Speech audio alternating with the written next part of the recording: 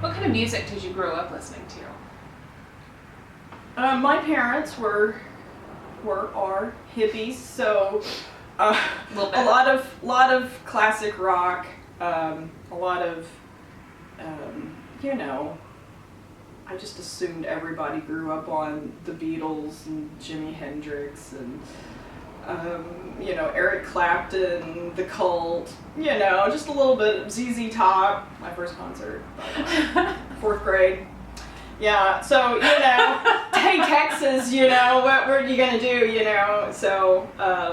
so yeah, a lot, so I did not grow up on classical music. That was like my rebellion, was classical music, because my parents listened to so much, what we would call classic rock now, so.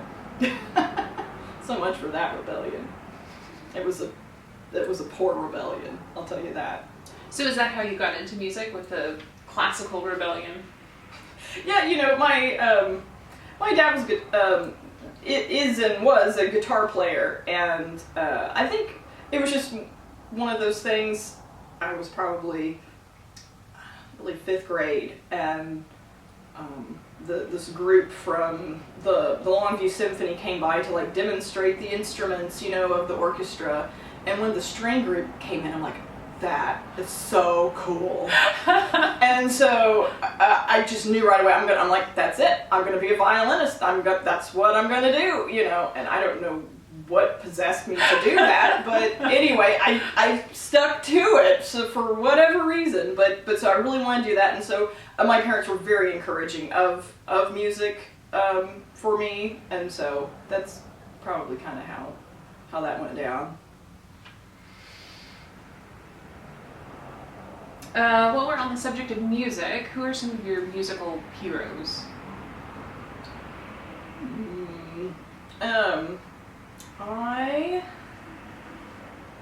I like to think I'm probably more versatile than I am, but I would say, let me put it this way, some of the most influential musicians, number one with the classical kind of world, is Philip Glass, hands down. So Philip Glass, and then Michael Nyman. So these are your minimalists, and so every song I write is basically a minimalist piano song. If you stripped everything away and you heard just the piano, you'd be like, oh, that's kind of Philip Glass-esque. That's kind of repetitive patterns, driving rhythms. But obviously I'm a rocker at heart too, so I grew up really idolizing Joan Jett, naturally. And I actually wanted to be Joan Jett before I wanted to be classical, so now it's all coming together. And so my husband introduced me to more metal. I would say I didn't grow up metal. I was more into kind of the female singer-songwriter in my high school years, Sarah McLachlan, Tori Amos, and... Wait, 90s music? 90s music! I know, I do listen to other things, though. We can't all be perfect. So yeah, singer-songwriter, sort of female, very female-driven singer-songwriter, Lilith Fair kind of stuff, and so then my husband introduced me to metal, so things got a little interesting here. So I immediately loved symphonic metal, because I'm like, that was kind of putting my worlds together. So I've seen Epica a number of times, Nightwish, so bands like that are certainly influential on me as well. So kind of my rock, harder rock. Lately I've been listening to Hailstorm and Baroness. Do you do all of the creation and composition of your music yourself? Yes. Would you ever consider collaborating with somebody on the writing end, or maybe a live band in a music video or something along those lines? I would consider it. I I don't mean to be such a control freak, but I think it would be fun to eventually, collaborate with someone. There's one thing I'm not totally crazy about, and it's whenever, your favorite artist or band releases a new album, and then it has all these featuring. This is featuring. You have someone else singing, you have someone else playing in there. Well, that's all good and all. I don't want it on the album. Like, let that be a single, something else you did on the side. But when I hear a band, I want to hear the band. Right, it feels totally different. Yeah, and I know I think they have good intentions with it. Like, hey, we're collaborating, this is so cool, it's so fun, and I'm sure it is, but I'm kind of a purist and I want to hear that band. Yeah. So, and I just think those should be kind of side projects, if that doesn't sound too snotty. If I could judge just a little. If I could just have an opinion. What's your favorite or least favorite part about this line of work?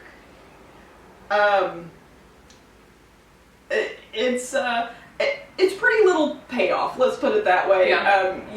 You sink in a ton of hours, and and I get it. Everyone has a band nowadays. Everybody has because it's easier to do this now with the technology we have and all of the things, So in a sense, record labels and stuff are, as corrupt as they tend to be, are not needed anymore. I mean, yeah. They're not as essential as they used to be, because now anybody can be heard. Used to, nobody could be heard unless someone thought, oh, I think you should be heard. So, what was the question again?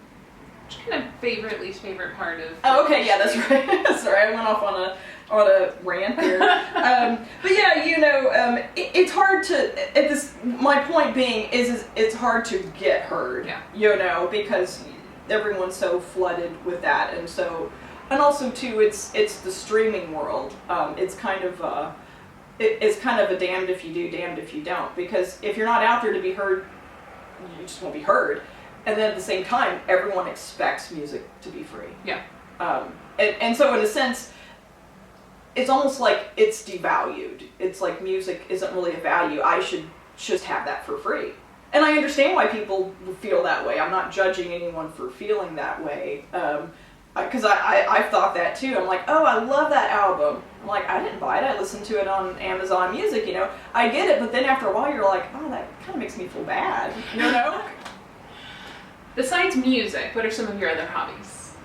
I like music. Music. I wish I had more time for hobbies. I used to sew. I really love costumes, and I like to go. We like to do. We can't tell. Scarborough Fair, Renaissance festival, stuff like that. Super fun. What are my other hobbies? I do like to read, but music pretty much takes up a lot of my time. And people go, "Oh, that's your hobby." I'm like, it's a little more intense than a hobby, but. I used to, I kind of have to talk about things I used to do. I used to have kind of like a cosplay vlog, kind of like YouTube channel once upon a time. So if you were just so inclined, you could look it up if you wanted to. It was called Red Mask Beauty. So my friend Sarah and I, we would, she was really good at styling hair, and we would do certain looks and all of that. So I certainly like to, I'm a nerd. I like nerdy things. So if you think it's nerdy, I probably like it. What's the most useless talent you have? Oh, I have a lot of those.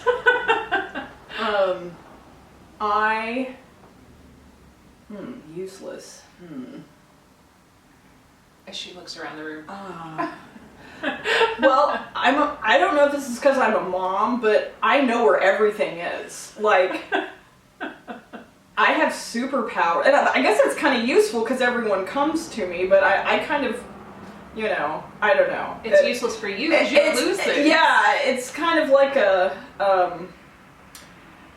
not much of a superhero power, but yeah, I know where everything is. So everyone, where's my dirty sock? Where's my whatever? You know, I generally know where it is. So, not useful for me. I just get bombarded with questions. All right, back to music questions. Fine. Fine. Why did you choose to create music videos for some of the songs from Joan Avant? Well, there's the most practical sense where, you know, it gets your song, kind of gives it another dimension. Mm-hmm. It gets it out there. I'm just a person who loves music videos. I love watching them. I actually, if anything I could watch besides movies or whatever, I think I have like the attention span of a music video. It's like 4 minutes, and I can dig that. I can totally get into that. And so, I just think it's important to do. Are you asking like why I pick certain songs over others, or just why I did music videos? Well, why in general, but yeah, why did you pick certain songs? I guess to partly answer my own question, it almost, like, Masquerade was almost written for the music video. Like, that's how it seems. I know it came about sure. in the opposite. Sure. Sure. Yeah, well, some just seem like, it's kind of like you have to have a group for this kind of, like, party that's going on, you know. It does kind of ask for a video with the story, and then, just kind of, I think most people tend to be visually oriented than maybe orally, you know, so if you could kind of give them a visual for it, if maybe someone who wouldn't normally listen to your music, that might kind of intrigue them in a way too. So do you want to talk about creating some of your music videos? You have some that are mostly just clips from things with a little bit of you thrown in, and some that are almost story told by music. Yeah, the first one I did was the Factory, and so I had my friend Stephanie do some of the footage for it. The footage that's of me, and I even recorded myself some too. You have a tripod yourself, and just go to town, you know. So, and that kind of goes back from my kind of blogging days, I think, where you're just in front of a camera and you do your stuff. It's as awkward and weird as it is. You do it, and I put in like historical clips of Andy Warhol and the scene from The Factory and all of that. I actually kind of like that idea of kind of like, Lana Del Rey, how she used to do her videos before she was like big stuff, you know. She would, like her video games, you know, she had all this like, just kind of like background footage of stuff she just kind of strung together. And I thought that was like a really beautiful story, in a sense, even if it maybe was just kind of, B-roll footage or whatever. I like that idea of kind of a collage being put together. So, and for something like, then the next one we did was Streets of Montmartre. Yeah, actually, Streets of Montmartre was filmed right where that fight's happening. My neighbor is a very beloved friend of ours. She had moved away, but she's a Dutch woman. She actually grew up in Maastricht, the Netherlands. Grew up, she's a little girl during World War II. Anyway, she has this apartment, which is gorgeous. She had all this beautiful antique furniture. She had these little statues. She used to work in a creepy Agnes, the creepy Victorian doll. So that was all her stuff. And so we asked her if we could use her beautiful apartment to film that video. So I didn't really know what to film. So I'm like, why don't we have like a crash tea party? You know, like, I don't know, it's stupid, whatever. And so we asked some friends to come over. And so my friend Elaine, she's the one who's like dancing wildly throughout you can't miss her, the video. And so you just ask people like that to, like, hey, will you party? Pretend to party, and we'll like have some tea and absinthe. Were you cool with that? And they're cool with it. So we just kind of, it was just kind of an organic thing. We just kind of went for it. And we had 2 hours to film that video because Stephanie, my friend again, who actually helped on the factory, she had a little baby at home, and so she had 2 hours before I think she had to go breastfeed. I don't know if that's too much information, but she had to go. Sorry, Stephanie. Sorry, I won't tell you the last name. She has breasts, but that's just wrong. And then Jenny, who we're like, okay, someone has to be bourgeois, someone has to be bohemian in this, and so. Jenny, my dear friend, I think she had on like a little red hat or something. And so she actually didn't have time to do the video. She had to go. She had a wedding. So we kind of just wrote her out of the script. And we're like, okay, then you're bourgeois and you're sick of us. And you get to leave. And you get to leave, you know. And so that's kind of how that went down. And actually the masquerade was... bigger production. It was a bigger thing. We had more people. We had a space we had, you know, rented, and I had a friend come up from one of my East Texas friends came up, and he was the videographer for that, and so, so. I think that's all I got. Okay. Well, thank you for Thanks again. the extras. Okay.